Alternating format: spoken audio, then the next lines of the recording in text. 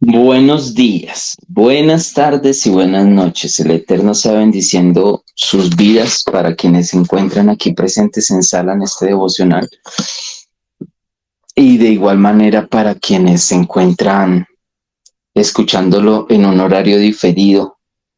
Oh, muchas bendiciones de parte de mi vida, porque pues el Señor nos enseña a bendecir a las demás personas. Eso es algo que nosotros también tenemos que aprender. Una cosa es cuando el Señor nos bendice y otra cosa es cuando las personas nos bendicen. Y ahí, como hijos del Eterno, debemos de acostumbrarnos a bendecir a las personas. Es decir, yo te bendigo en el nombre del Padre, yo te bendigo en el nombre del Hijo, yo te bendigo para que el Espíritu Santo haga redarguir tu vida y te puedas convertir y arrepentir con alguna bendición, pero bendecir a los hermanos, bendecir a los, a las, recuerdo cuando el maestro nos decía, hay que aprender a bendecir incluso a los que nos maldicen. Bendecir al que te está maldiciendo. Hay mucha profundidad espiritual.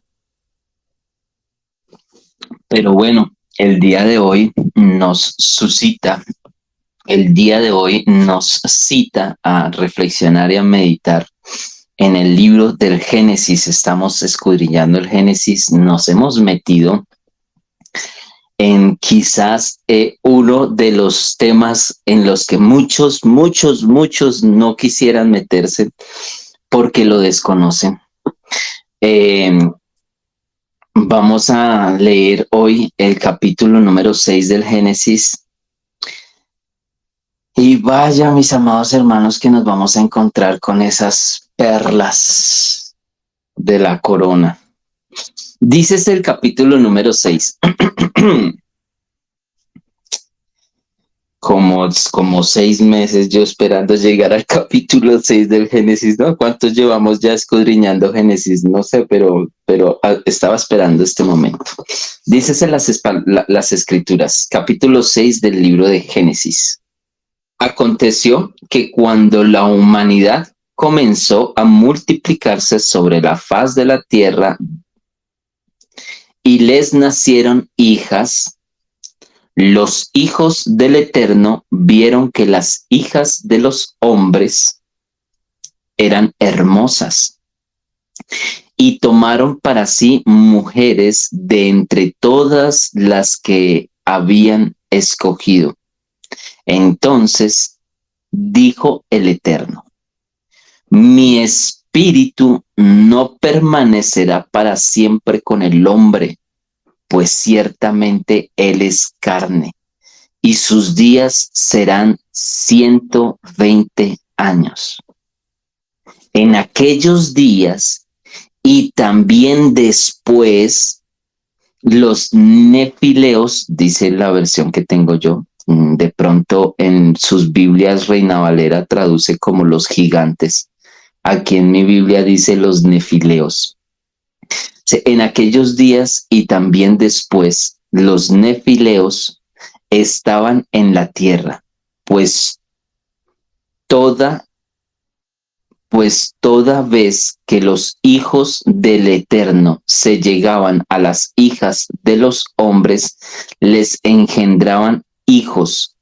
Estos eran los poderosos que desde la antigüedad fueron varones de renombre. Vio entonces Yahová, que la maldad del hombre se había multiplicado en la tierra y que toda forma de pensamiento de su corazón era solamente el mal continuamente. Y el Eterno sintió pesar de haber hecho al ser humano en la tierra y se entristeció en su corazón. Y dijo el Eterno: borraré de sobre la faz de la tierra a los seres que he creado, desde el humano hasta la bestia, el reptil y las aves de los cielos, pues me pesa haberlos hecho. Pero Noé halló gracia ante los ojos del Eterno. Verso 9. Estos son los descendientes de Noé. Noé, varón justo, fue sin defecto en sus generaciones. Noé caminaba con Ha Elohim y engendró Noé 3 hijos, Sem, Cam y Jafet. Y se corrompió la tierra en presencia de Elohim, y se llenó la tierra de violencia. Y vio Elohim la tierra, y he aquí estaba corrompida, porque toda carne había corrompido su camino sobre la tierra. Y dijo Elohim a Noé: el fin de toda carne viene ante mí, por cuanto la tierra se ha llenado de violencia a causa de ellos. He aquí, los destruyo con la tierra. Hazte un arca de madera de ciprés, y harás compartimientos al arca, y la calafatearás con brea por dentro y por fuera. Y esto es lo que le harás: 300 codos será la longitud del arca, 50 codos su anchura, y 30 codos su altura. Harás una claraboya al arca, y la rematarás a a un codo por arriba.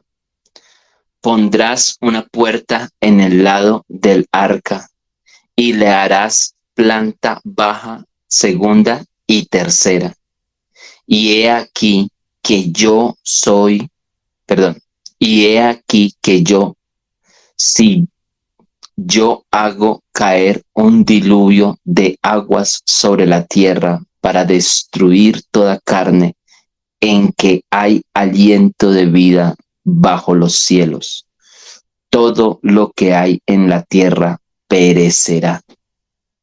Pero estableceré mi pacto contigo, y entrarás en el arca, tú y tus hijos, tus mujeres, tu mujer y las mujeres de tus hijos contigo.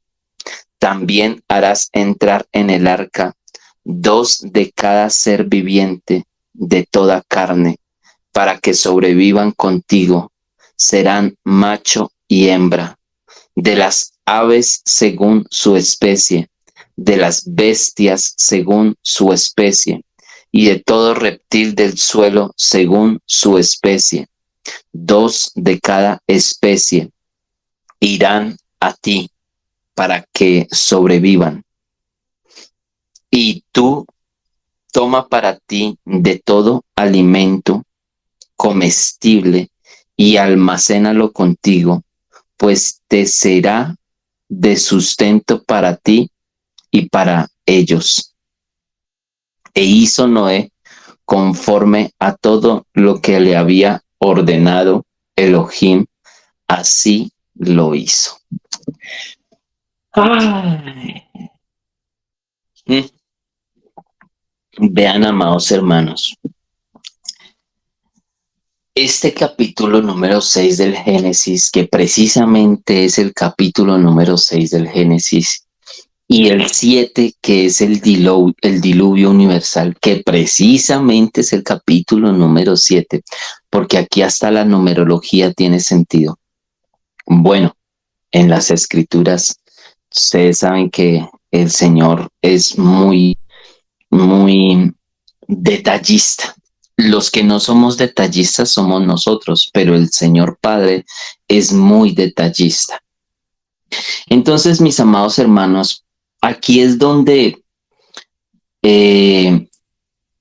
leyendo el capítulo número 6 del Génesis, leyendo el capítulo número 7 del Génesis, es donde nosotros vamos a poder comprender el por qué nos demoramos tanto escudriñando el capítulo número 3, el capítulo número 4 y el capítulo número 5 del Génesis, porque hablamos de que muy posiblemente existiesen otros seres aparte de Adán y de Eva.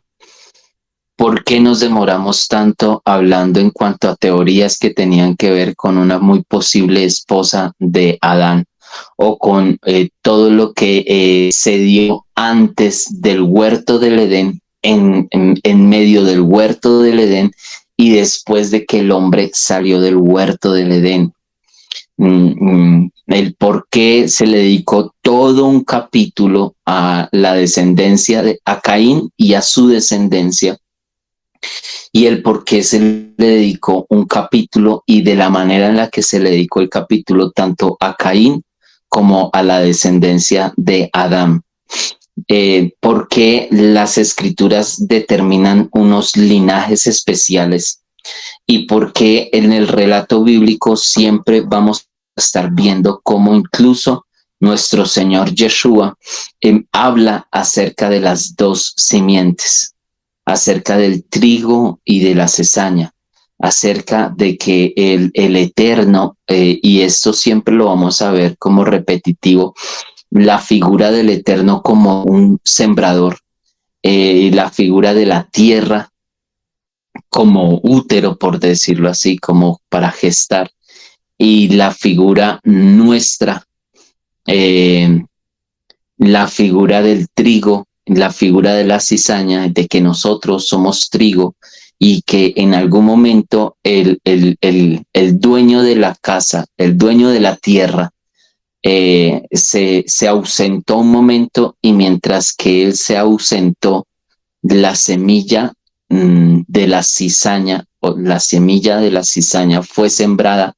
juntamente con el trigo, y que cuando el creador vino y vio que habían usurpado su cultivo, eh, con todo y eso, y él dejó crecer tanto el trigo como la cizaña, ambos, para que luego al final fuesen cortados y separados cuando fuese la siega, y separados el trigo de la cizaña para el fuego y el trigo para salvación. Cuando nosotros nos encontramos con un capítulo como el capítulo número 6 del Génesis y capítulo número 7 del Génesis, es cuando precisamente, si nosotros lo pasamos si nosotros lo leemos tipo Fórmula 1 y si nosotros lo tomamos de afán, pues no vamos a ver precisamente esos detalles, los pocos detalles que nos quedaron a nosotros y evidencias de que el diluvio, vamos a especificarlo acá. El diluvio era un mito, el diluvio era una leyenda, el diluvio era un cuento bíblico, el diluvio era un relato bíblico, hasta ahí nomás, hasta los años 1900. Antes, sencillamente era muy poco probable de que nosotros pudiésemos demostrar que en algún momento toda la tierra sufrió de esta gran calamidad que nos narra la escritura. Cuando ya empezamos a entrar en las tecnologías y el mundo empezó a globalizarse, por decirlo así, cuando empezaron en esta era y en estos tiempos, empezaron nuevamente a unirse las sociedades, a unirse la humanidad, así sea por medio de redes, pero a unirse. Empezaron a salir a la luz pública las evidencias científicas, las evidencias históricas las evidencias culturales, las evidencias por todo el mundo de que hubo una gran inundación.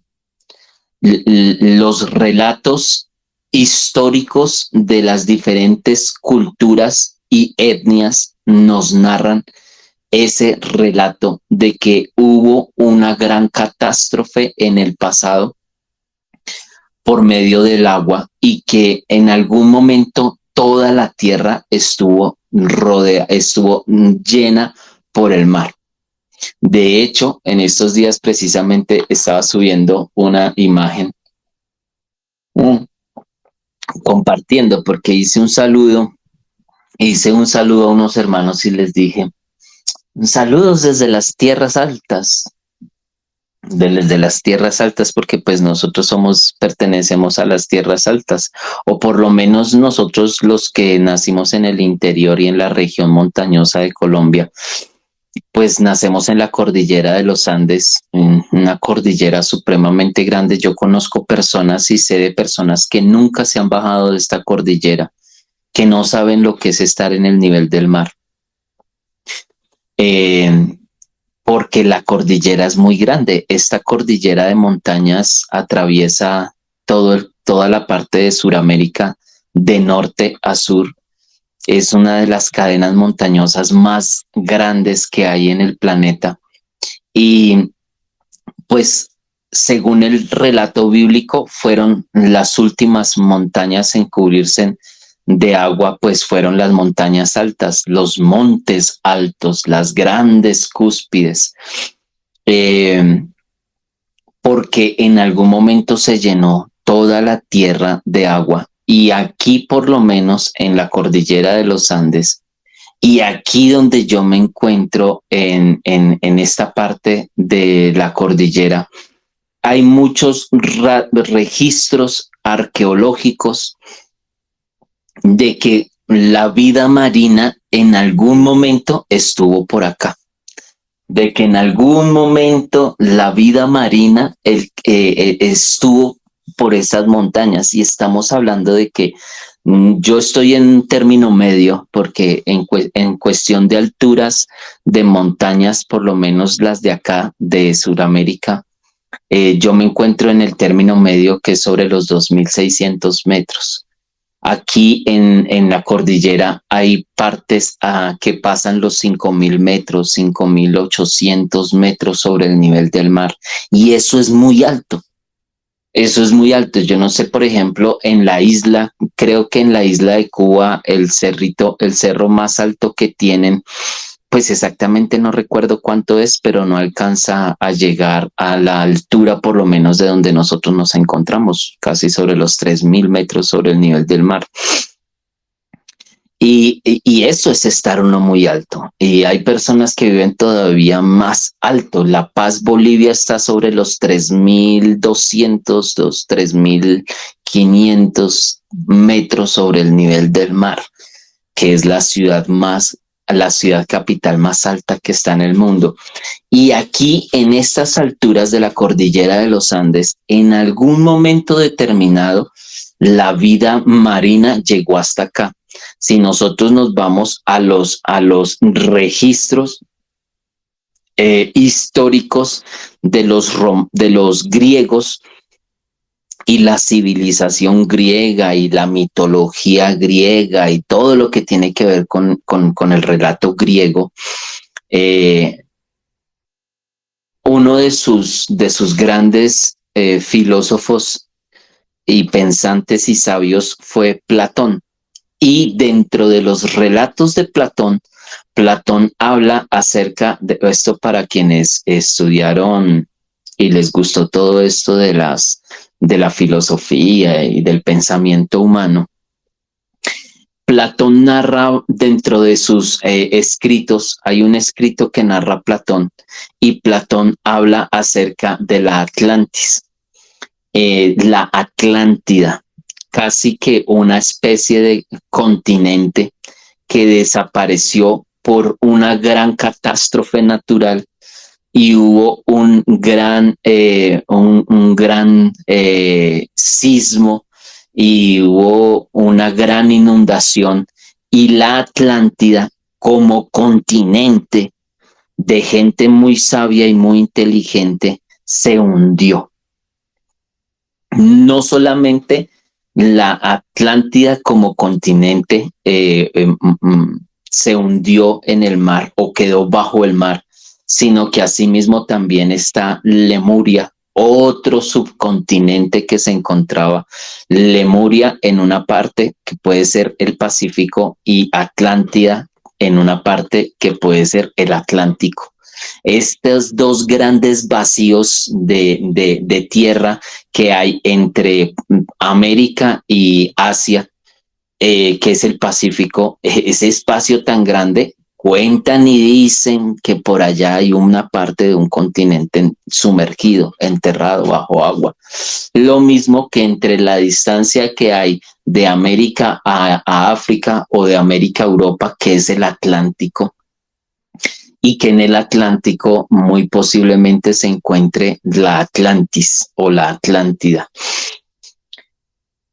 Y estas son evidencias y pruebas de que en algún momento determinado las diferentes culturas, si nos vamos para el Asia, en Asia nos van a contar los registros históricos de ellos, nos van a contar exactamente lo mismo.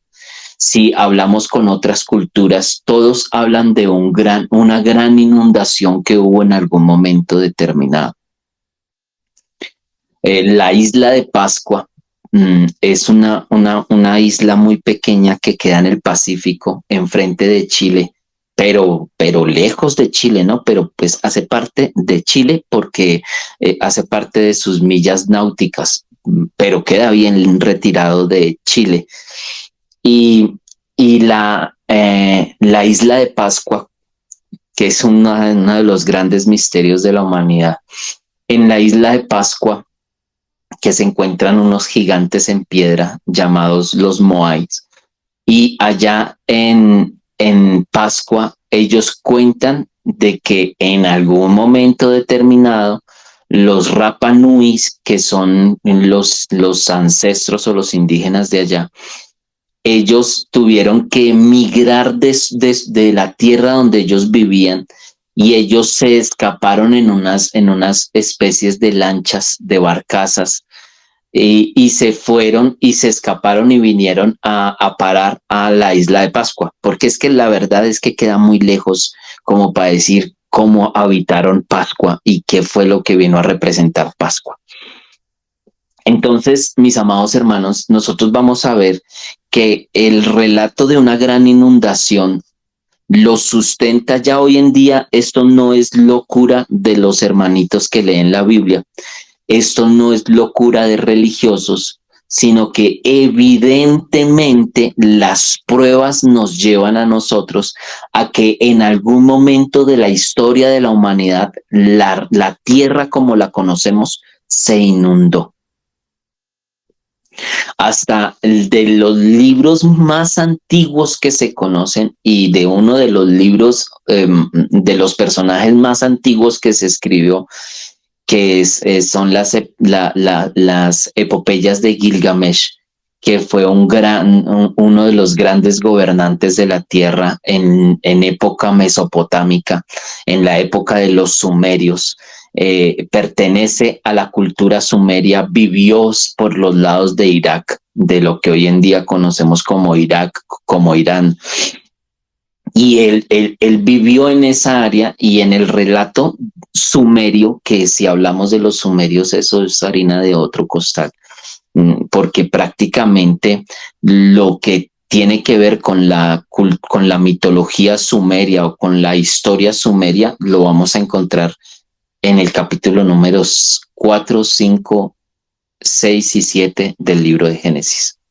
Por eso es que incluso hablan de que la Biblia es una copia, pero una copia del relato sumerio, ¿no? Y que nosotros lo que hicimos, o nosotros no, porque nosotros no lo hicimos, no, nosotros creemos en lo que hicieron, entre comillas, que lo que nosotros hicimos fue que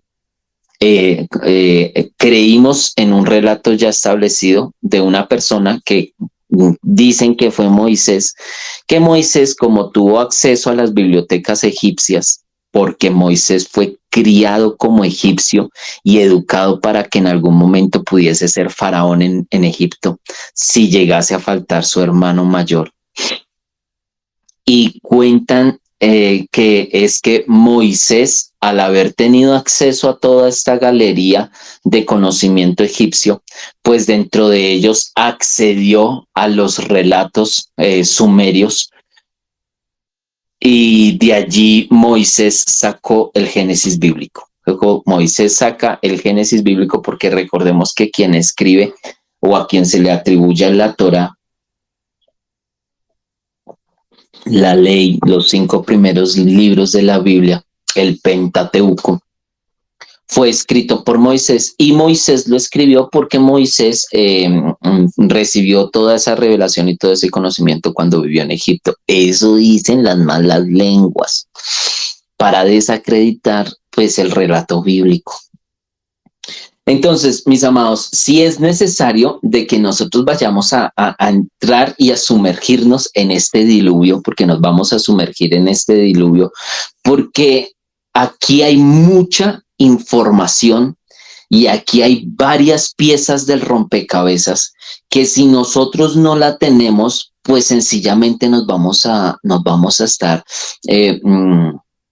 haciendo ideas raras en la cabeza. No vamos a poder comprender bien las escrituras y mucho menos vamos a comprender lo que está pasando hoy en día. ¿Por qué? Porque si lo que está pasando hoy en día no fuera tan relevante y no nos encontráramos en el clímax del tiempo de la humanidad y en todo esto que se está presentando en el mundo, nosotros no podemos entender lo que está pasando ahorita en el mundo y lo que va a pasar en los próximos años acá en la tierra, no lo podemos entender si no miramos hacia atrás al Génesis y comprendemos desde dónde viene todo esto. ¿Por qué? Porque ahorita, mis amados hermanos, vamos a empezar a ver una cantidad de tecnologías. Vamos a empezar a ver unos avances a nivel tecnológico y a nivel humanidad que nunca antes los habíamos visto. Y van a empezar a salir a la luz pública todo lo que habían tenido oculto, todo lo que se había tenido guardado, ahora va a ser manifestado, va a ser revelado. Van a empezar a salir a luz pública entidades que por ley del Eterno no habían sido expuestas a luz pública. Y entender esta guerra cósmica entre el bien y el mal, y que está llegando ya a su última parte, sin comprender desde dónde viene esta guerra, desde dónde viene toda esta corrupción de la humanidad.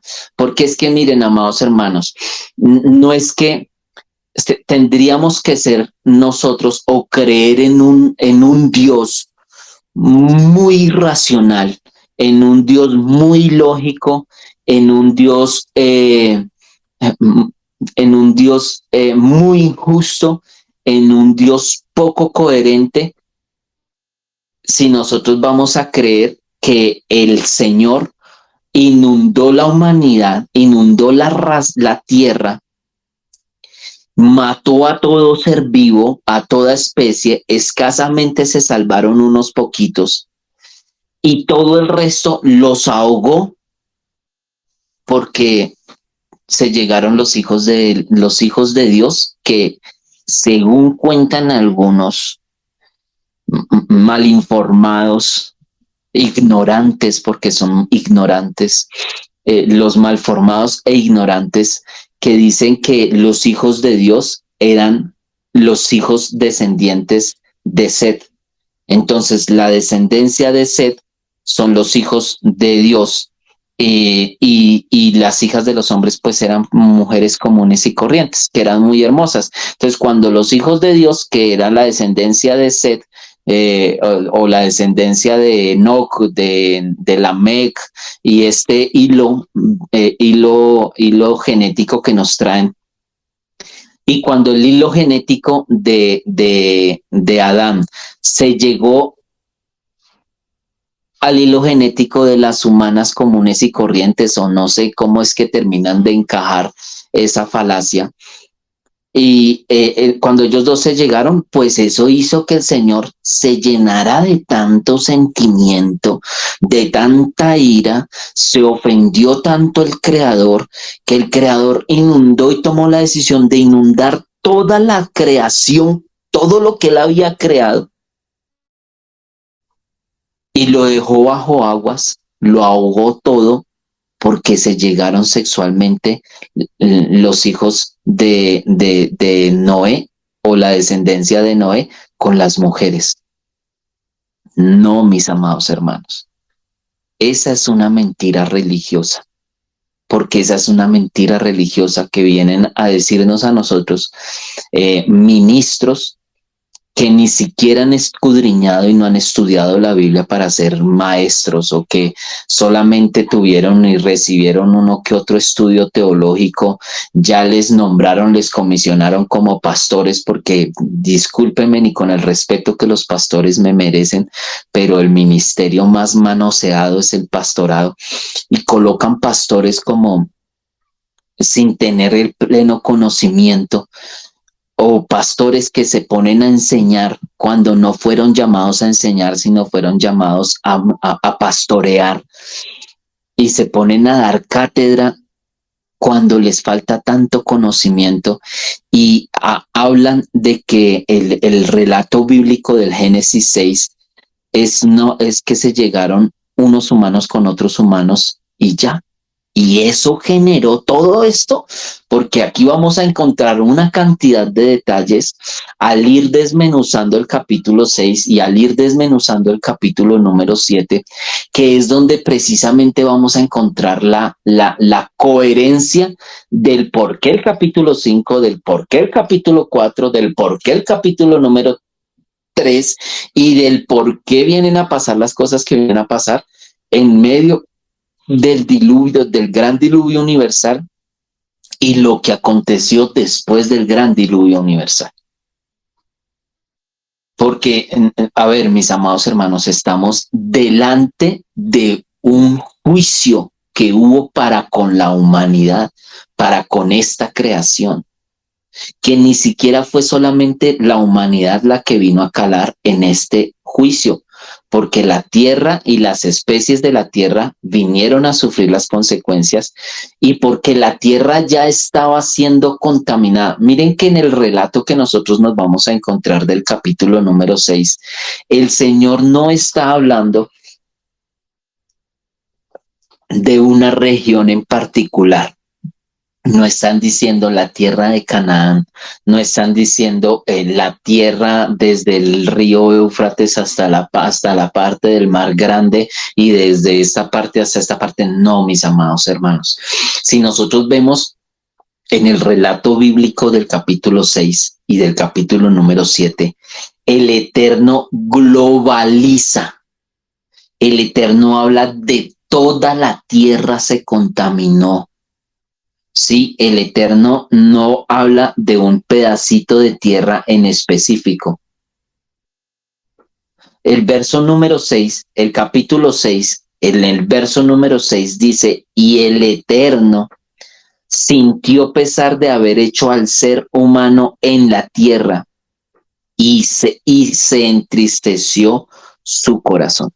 O sea, la corrupción que hubo en el de la que se nos narra el capítulo número 6, hubo una corrupción no en la tierra de Canaán, no en la tierra de Egipto, no en la tierra de Europa, no en la tierra de el Asia Mayor o de Asia Menor, no. Las escrituras nos narran a nosotros de que fue toda la tierra la que se contaminó. Y estamos hablando en en el periodo de la humanidad donde cada humano podía llegar a vivir máximo 1000 años. Porque el juicio de que el hombre viva más, solamente 120 años, se establece es para de Noé para acá. Antes de Noé, todos vivían aproximadamente un máximo de 1000 años. Ese era el limitante. Entonces, estamos hablando de un tiempo diferente, de un tiempo en el que se medían las cosas diferentes. Y como siempre lo hemos hablado acá a través de estas enseñanzas, el tiempo que había antes de Noé era un tiempo diferente. Y el tiempo que hubo antes de la caída del hombre era un tiempo diferente. Y el tiempo del capítulo 1 del Génesis es un tiempo diferente porque a esto nosotros le conocemos como el Kairos, no como el Cronos. Una cosa es el tiempo del eterno, que se llama Kairos, y otra muy diferente es el tiempo humano, que se llama Cronos. Estamos cronológicamente atados al tiempo, mientras que el eterno no está atado al Cronos, no se limita por el Cronos, porque el eterno creó el Cronos, creó el tiempo humano. Mientras que en el Kairos, un día pueden ser 1000 años, 1000 años pueden ser un día, un abrir y cerrar de ojos puede pasar para nosotros miles de años, mientras que para el Eterno no, porque Él no vive bajo la dimensión del tiempo. Y en los relatos bíblicos antes del diluvio, porque aquí nosotros necesitamos comprender que una cosa era la humanidad antes del diluvio y otra es la humanidad después del diluvio. Son dos tiempos muy diferentes. Son dos, y precisamente las pruebas arqueológicas no las podemos ocultar ya más.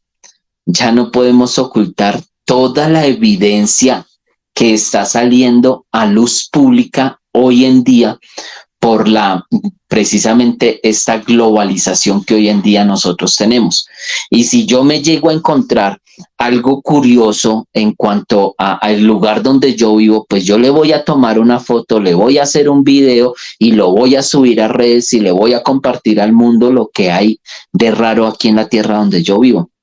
Y lo mismo va a ser el ruso, y lo mismo va a ser el asiático, y lo mismo va a ser el hindú, y lo mismo va a ser el de Norteamérica, y lo mismo va a ser el de Centroamérica, y lo mismo va a ser el de la isla.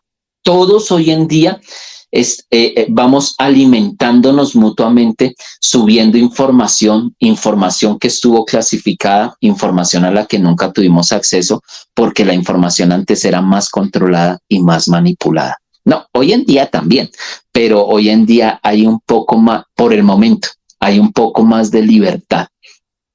Y todo obedece a que precisamente la élite, o sea, el gobierno del dragón, que es la élite, el gobierno del dragón, lo que viene a hacer es que ahora sí está empezando a dejar filtrar información desde hace un tiempo para acá. Ha venido a filtrar información porque es necesario que la humanidad de este entonces comprenda lo que va a pasar, ¿sí?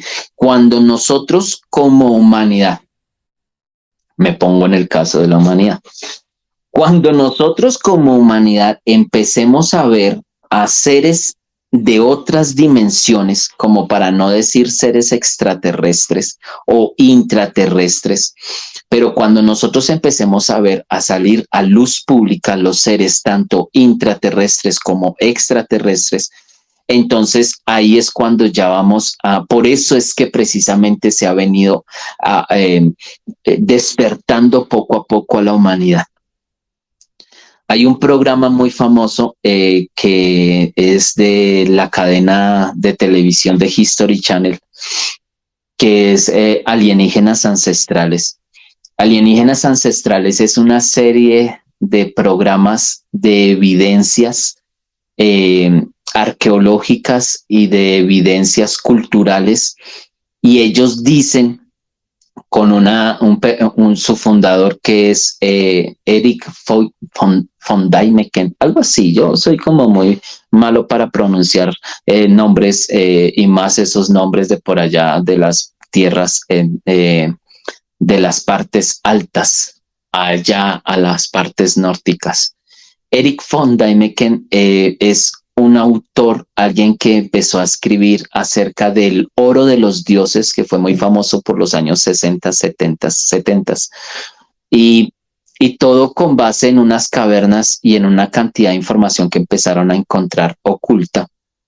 Y él se dedicó a estudiar todo ese fenómeno y empezó a crear todo este movimiento de hablar acerca de que en el pasado, en algún pasado, la humanidad estuvo conviviendo con los dioses, por decirlo así, que los dioses y los humanos en algún momento vivieron. Eso es lo que ellos hablan, que es lo mismo que van a hablar todas las culturas, porque si nosotros hacemos yo cierro y abro los ojos nuevamente y miro aquí en la tierra donde yo me crié o donde me criaron a mí, el relato histórico de los muiscas, de los chibchas, ellos cuentan que hubo un momento de la historia de ellos como muiscas en la que ellos vivieron con sus dioses. Los dioses y los humanos convivieron juntos.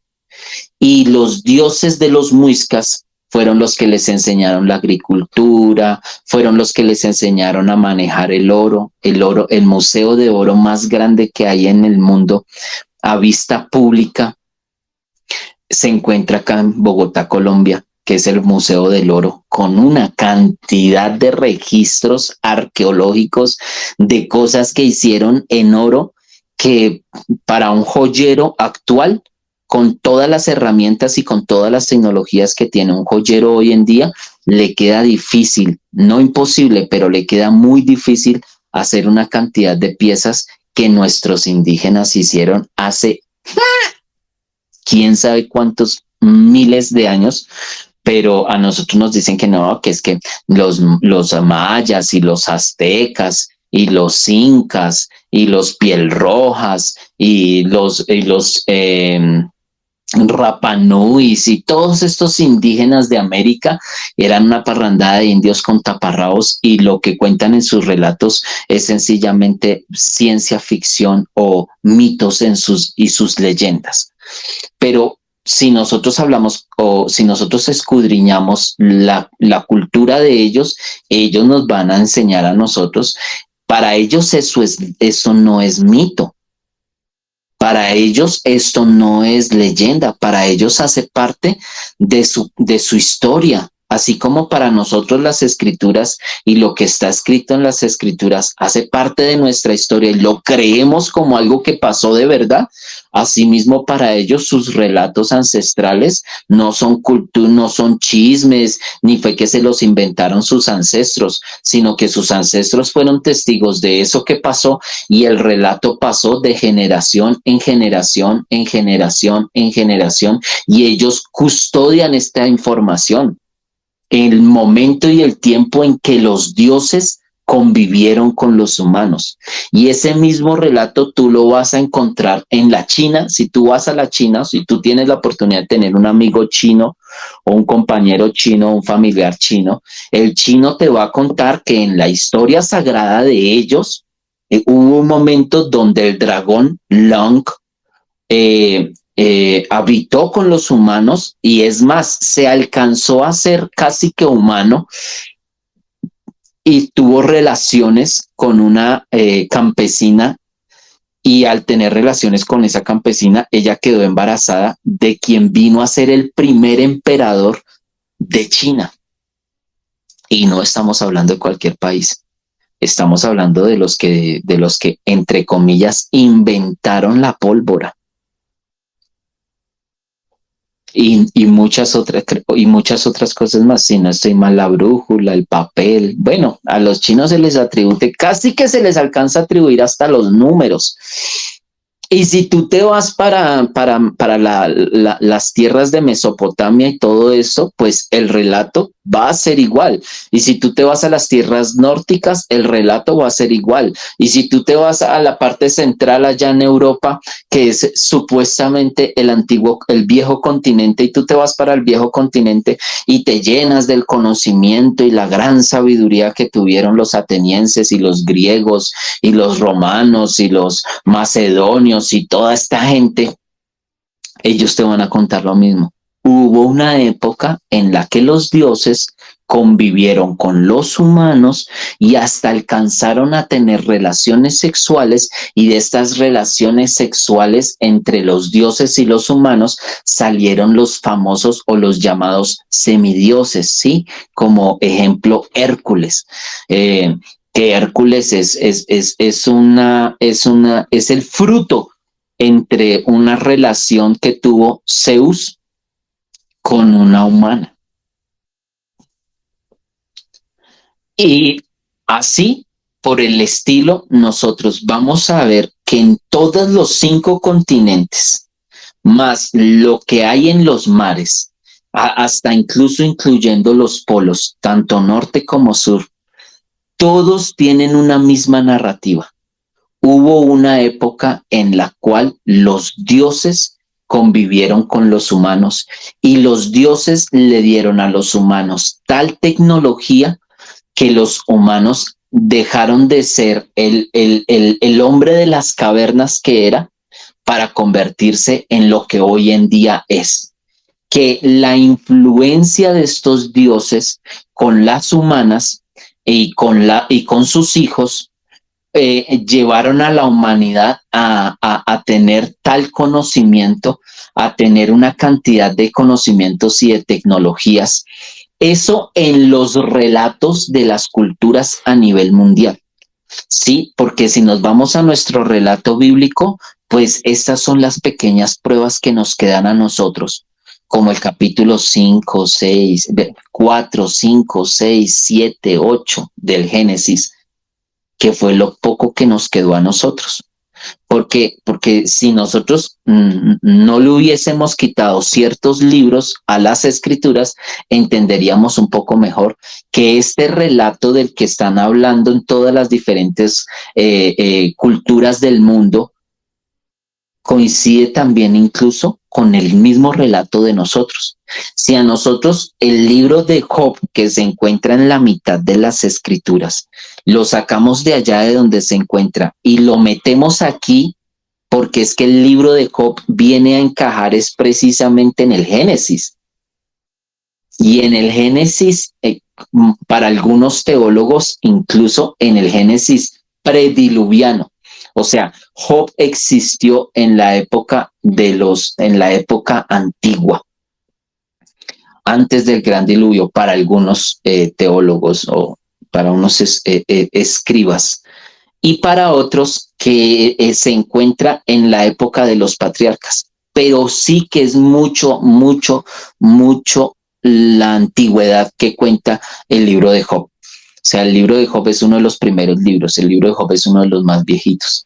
Y cuando nosotros cogemos el libro de Job, lo pasamos aquí al Génesis. Cuando cogemos el libro de Enoc y lo metemos aquí en el Génesis, porque el libro de Enoc precisamente es de la época del capítulo 5 del Génesis. Sí, que es de estos pequeños rastros que se nos dejó en las escrituras, pero que esas pequeñas migajas de pan son las que nos van conduciendo hacia el camino. ¿Por qué? Porque precisamente si nosotros vemos el libro de Enoc, va a ser un zoom a lo que fue cuando Enoc caminó con Ha Elohim, dicen las escrituras, ¿no?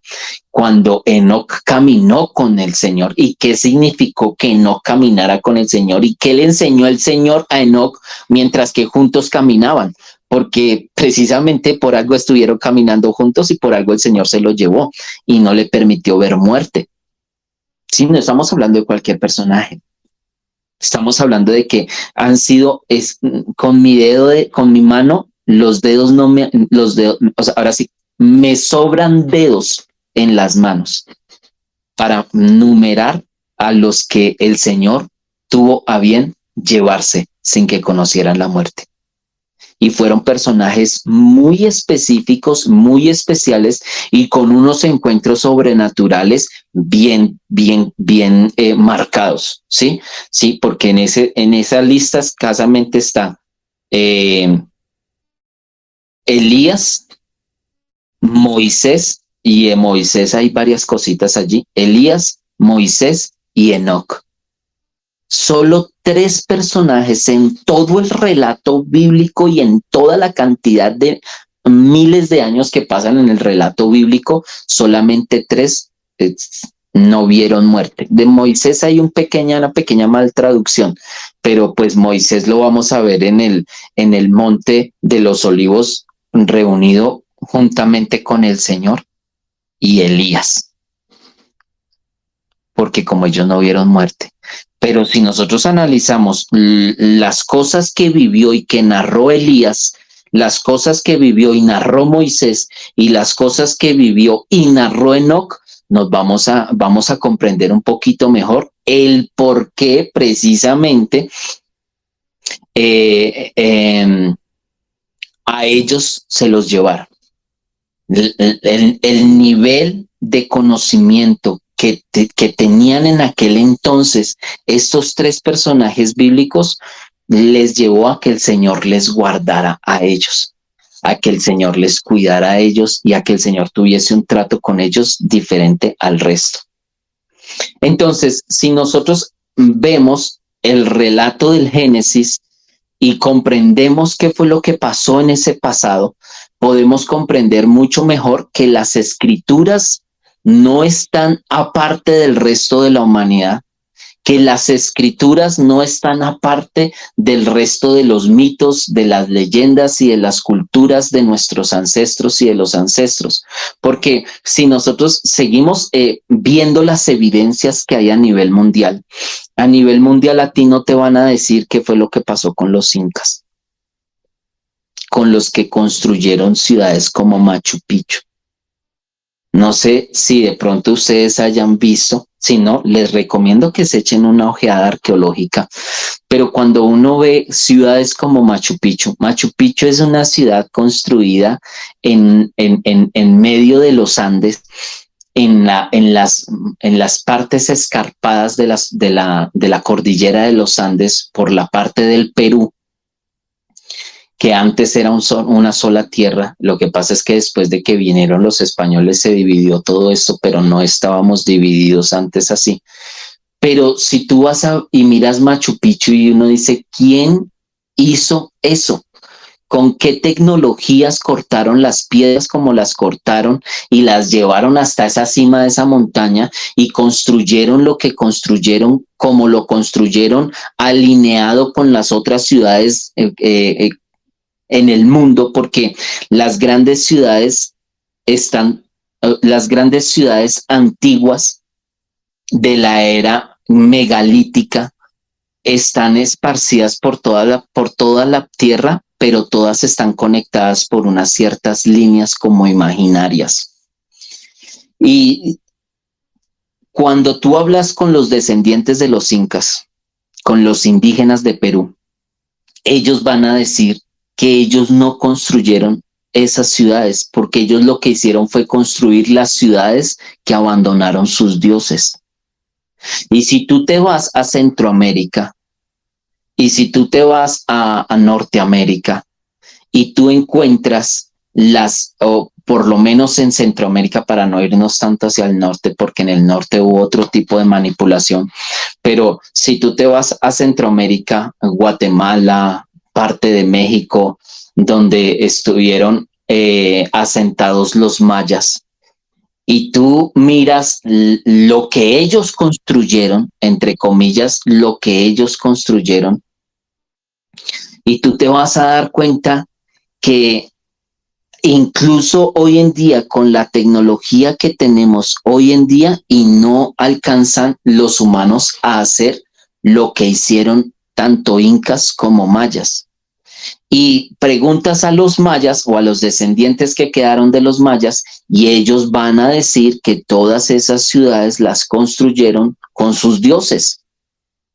Aquí en Bolivia hay una parte que se llama Tiahuanaco y Tiahuanaco es algo que arqueológicamente se sale de las construcciones humanas, porque estamos hablando de controlar las piedras y no estamos hablando de piedras que pesan 10 kilos ni 50 kilos, estamos hablando de piedras que pesan toneladas. ¿Qué pasó con los incas? ¿Qué pasó con los mayas? ¿Qué pasó con los aztecas? ¿Qué pasó con los dioses cuando habitaron con los humanos? ¿Y qué pasó con los atlantes? ¿Y qué pasó con los que construyeron las pirámides de Egipto? ¿Y qué pasó con todos los que construyeron las grandes ciudades? Cuando vino el diluvio, a todos los borraron. Por eso hay tan poco registro y hay más suposiciones en cuanto a ese pasado que los arqueólogos y los científicos de este mundo no nos pueden enseñar bien. Cuando tú comprendes que hubo un momento donde el Dios de todos los dioses, el rey de todos los reyes, vio que se había contaminado tanto la humanidad, es cuando él toma la decisión de inundar la tierra y borrar todo. Por eso no vamos a encontrar nosotros los descendientes de los que construyeron las grandes ciudades prediluvianas, porque todos ellos fueron borrados. Lo que nosotros escuchamos es especulaciones de la ciencia de la serpiente. Y si nosotros no entendemos ese pasado que nosotros tuvimos, ¿cómo comprenderemos los hechos y los acontecimientos que ya se están dando y que vienen en camino? Porque, como les decía, estos de alienígenas ancestrales, lo que han hecho ha sido recoger todas las pruebas que hay a nivel mundial de la época en la que los dioses habitaban con los humanos y precisamente el regreso de ellos, porque ellos todos dijeron que en algún momento iban a regresar, iban a volver, que estos alienígenas ancestrales, que estos aliens o estas entidades o estas razas que vivieron con los humanos en aquella época y que hay registros arqueológicos y que hay registros históricos, hay una cantidad de pruebas que testifican de que en algún momento la humanidad convivió con los extraterrestres o intraterrestres o seres de otra dimensión, como le quieran llamar, pero que en algún momento convivieron con ellos. Y ellos les dieron las tecnologías a los humanos y que por alguna razón ellos todos se desaparecieron, pero que dijeron que iban en algún momento a volver a aparecer. Es el relato precisamente bíblico de los Nefilim, o conocido en el lenguaje sumerio como los Anunnakis, conocido en el lenguaje de hoy en día como los reptilianos, conocido precisamente en las escrituras como los Rafaitas o los nefileos o los nefilim o los gigantes, que en otras culturas también se conoce como los titanes. Hubo un momento, hubo una época donde la humanidad fue intervenida por estas especies, estas razas, y cuando se mezclaron con los humanos estas razas, hubo una explosión de conocimiento, hubo una explosión genética precisamente. Si nosotros no comprendemos bien qué fue lo que pasó, todo lo que está pasando hoy en día va a ser de locos. y va a ser muy difícil entenderlo y comprenderlo. Y la humanidad entera está engañada y parte de la iglesia está engañada. Porque parte de la iglesia sencillamente dice que todo esto es mentira, que todo esto es locura de los hombres, que definitivamente los que hablamos acerca de estos temas ya no tenemos nada más de qué hablar, que herejes, apóstatas de la fe y somos dignos de persecución y de muerte. Pero nunca nos van a comentar bien que, o sea, yo tengo que creer que mi Señor, que mi Dios, que mi Creador, mi Rey, mi Padre Celestial, tomó la decisión arbitrariamente de matar y de asesinar, de ahogar a tantos inocentes, solo porque los descendientes de Adán se juntaron con las otras mujeres del mundo. O sea, se unieron estos dos humanos y entre esos dos humanos se crearon gigantes. No, tendría que tener todavía una fe más grande para creer en esa mentira. Humano más humano no da gigante, mis amados hermanos. Creo que ustedes cuando se reprodujeron para quienes son padres, cuando se unieron a otro humano, bien sea mujeres con hombres o hombres con mujeres, no les nacieron gigantes. Porque hombre más hombre no da gigante. Hubo un problema genético, hubo una mezcla genética que nunca se debió de haber dado. Y si nosotros no comprendemos que el libro del Génesis nos habla a nosotros de precisamente de la genética también, de las raíces genéticas nuestras, del por qué llegamos a donde llegamos, del por qué el Eterno tomó las decisiones que tomó. Si nosotros no comprendemos el inicio de la historia, pues ¿cómo vamos a entender la mitad de la historia y cómo vamos a entender el final en el que nos encontramos? Porque nosotros estamos en los últimos trazos del final del cuento. En todo el relato humano, nosotros nos encontramos en el último tiempo. Es precisamente el tiempo donde todo va a salir a la luz. Porque ellos se están preparando.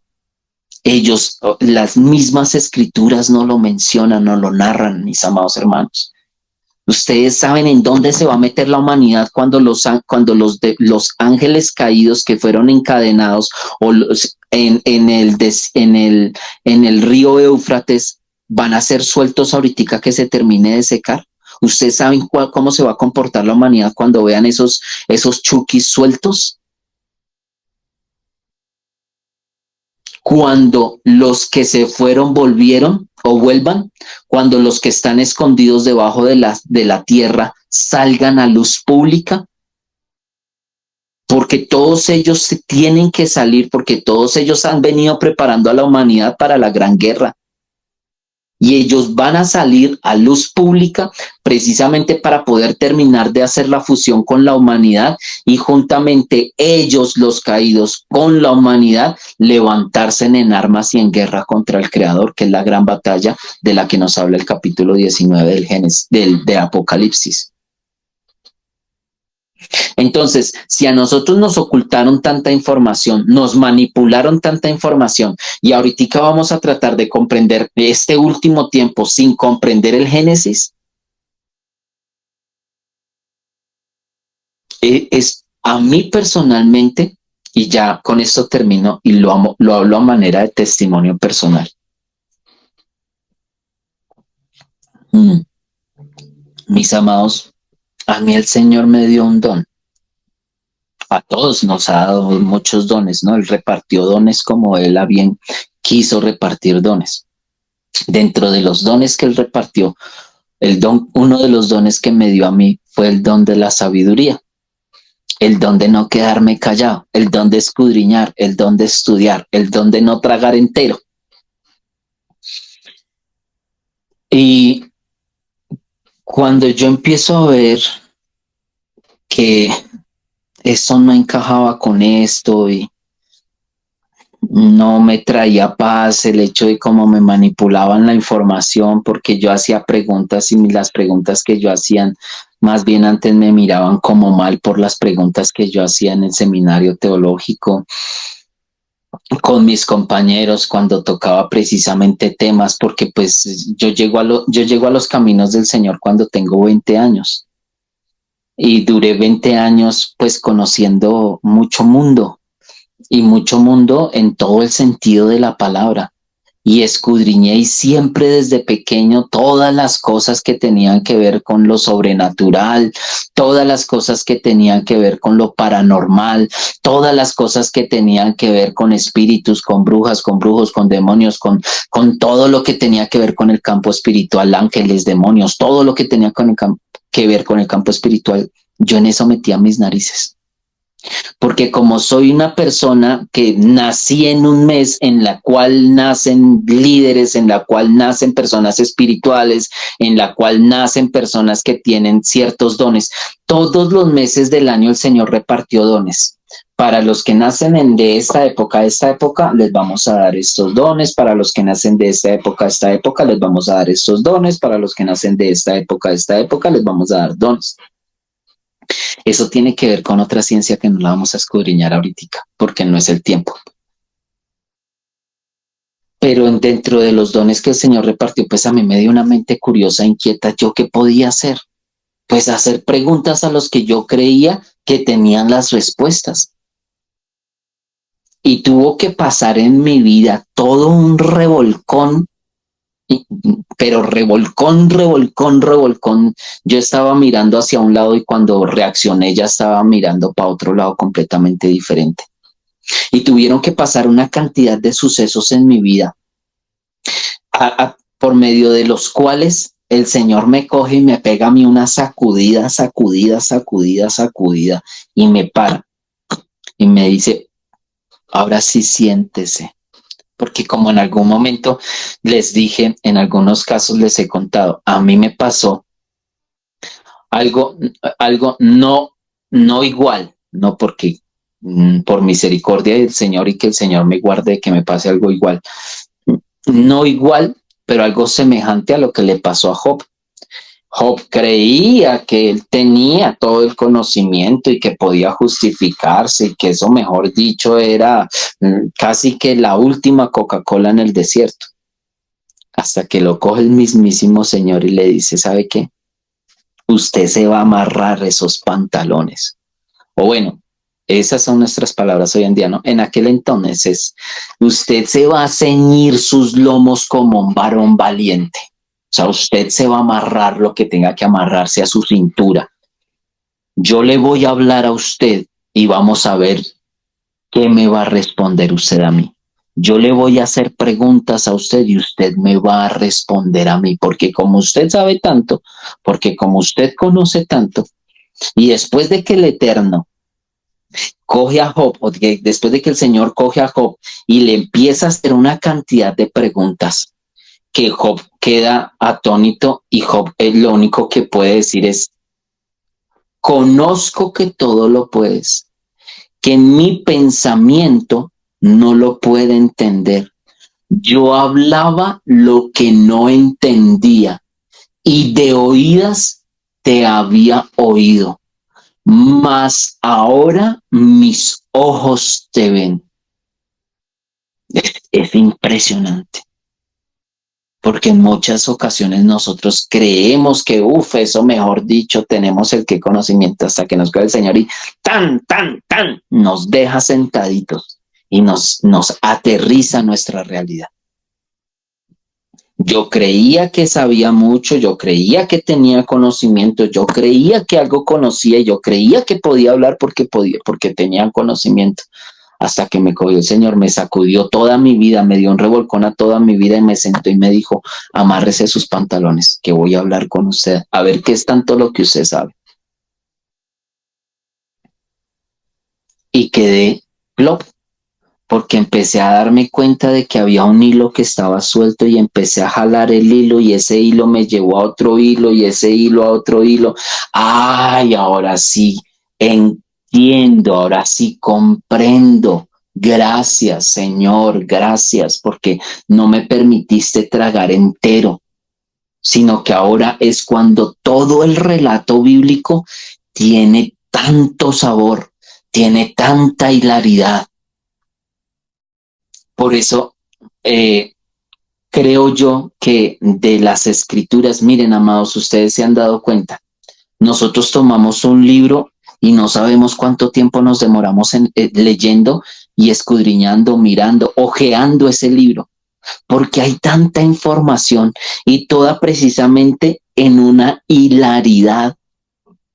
Es que el Génesis encaja tan perfecto en el Apocalipsis y el Apocalipsis encaja tan perfecto en el Génesis, y estos escasos 66 libros que nos dejaron a nosotros nos se encajan y se complementan tan hermoso los unos con los otros cuando tú comprendes la información desde el comienzo. Porque cuando tú no comprendes la información, la Biblia te va a parecer un libro aburridor, la Biblia te va a parecer un libro harto, la Biblia te va a parecer un libro religioso, la Biblia te va a parecer un libro que no tiene sabor, que no tiene sazón. Pero cuando tú empiezas a comprender cómo es el hilo y cómo fue que manipularon la información y esta guerra entre el Eterno y el rebelde hijo que tuvo y cómo le dividieron el reino y cómo viene en nuestro Señor Yeshua y precisamente hace todo lo... Es perfecto como encaja la historia. Y empiezas tú a tomarle sabor a la historia, empiezas tú a tomarle sabor a las escrituras, amor a las escrituras. Y por eso es que ya empiezas a comprender que las escrituras no es un libro religioso, no es un libro en el que se escriben todas las cosas que nos prohíben y todo lo amargado que es nuestro creador que no nos deja ser felices. No, mis amados hermanos, vas a encontrarte precisamente con el comprender la guerra en la que estamos, la rebelión angelical que hubo desde el comienzo, cómo esa rebelión angelical vino y dañó la creación, cómo nos corrompieron a nosotros desde nuestra genética para comprender y entender mejor lo que está pasando ahorita y lo que viene y va a pasar en los próximos años. Por eso muchos son llamados, pocos son los escogidos. Por eso las 10 vírgenes, 5 sensatas y 5 insensatas. Padre, por favor, en el nombre de nuestro Señor Yeshua, yo te pido que tu Espíritu Santo sea ministrando a mis hermanos, sea ministrando mi vida, sea ministrando la vida de cada una de las personas que vaya a escuchar este devocional, Señor, esta meditación en las Escrituras. Poder comprender el Génesis es tan elemental, Señor, porque es el principio, es la primera pieza. Y si la primera pieza, si el principio se encuentra desubicado, ay, Señor, ¿qué no pasará? ¿Qué no pasará, Señor, con el resto de los libros? ¿Cómo entender el resto de los números si el primer número no lo entendemos? El número 1, que eres tú, el principio de todas las cosas. Coloco delante de tu presencia nuestras vidas, Señor.